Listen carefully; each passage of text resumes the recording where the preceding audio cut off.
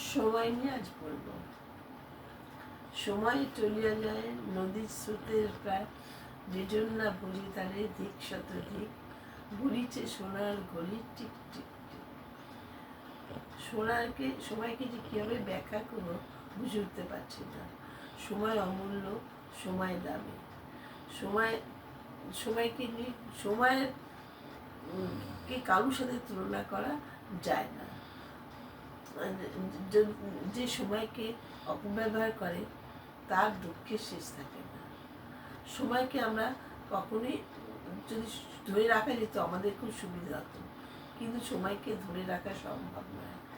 একমাত্র সময়কে পালিয়ে যাওয়া থেকে বন্ধ করা যেতে পারে। যেমন কোনো কাজ 2 ঘন্টা শেষ সময় জানি, সেই কাজ ধরলাম এবং খুব দ্রুত করলাম, 2 ঘন্টা 15 মিনিট আগে শেষ করতেও পারি। এই 15 মিনিট আমার হাতে রইল।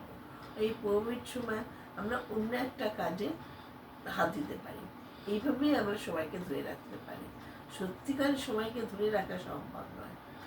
আমাদের এই সংসারে বউ মারা গেলে বউ পাওয়া যায়, পুরানো বাড়ি বিক্রি করে নতুন বাড়ি পাওয়া যায়, এমনি আরও অনেক কিছু আমরা ফিরে পেতে পারি, কিন্তু সময়কে ফিরে পেতে পারি না। শুধুমাত্র সময়কে ধরে রাখতে পারি ফটোর ফ্রেমে।